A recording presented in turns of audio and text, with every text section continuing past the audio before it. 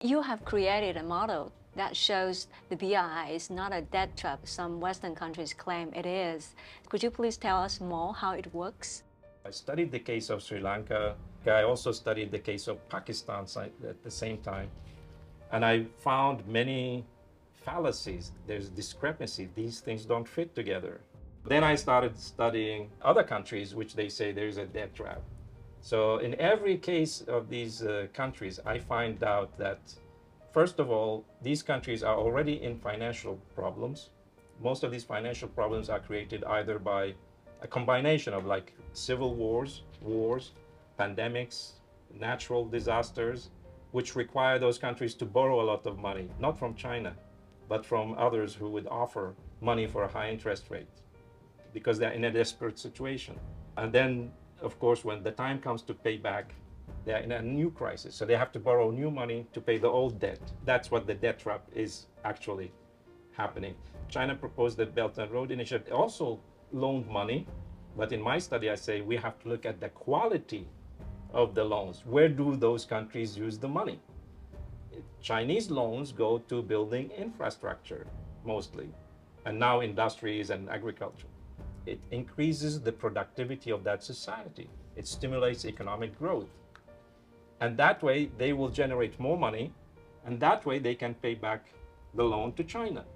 The Chinese loans are also very long term. Chinese loans to railways and other projects is like 15, 20 years long for the payback.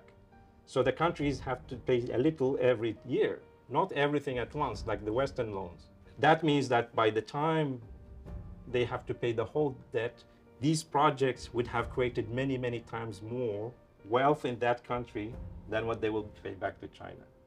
So in that way, there's a quality difference between Chinese loans and other loans. And so this is what, in every country I studied, I studied Sri Lanka, Pakistan, Zambia, Kenya, and Montenegro, which is in Europe. I also found out that these countries are very dependent, like Sri Lanka and Montenegro, they're dependent on tourism.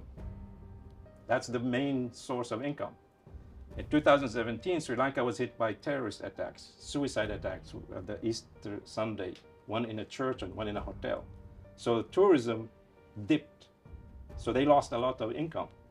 By the time they recovered 2020, we had the COVID pandemic. And then the tourism completely collapsed in Sri Lanka and in Montenegro.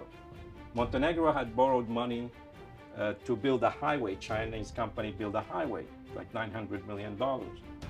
So when the time Montenegro economy collapsed completely, and by the time they had to pay back the first small batch over 20 years to China, they couldn't even pay $30 million. And they told the Chinese side, look, we don't have money to pay. China said, no problem, you can pay next year.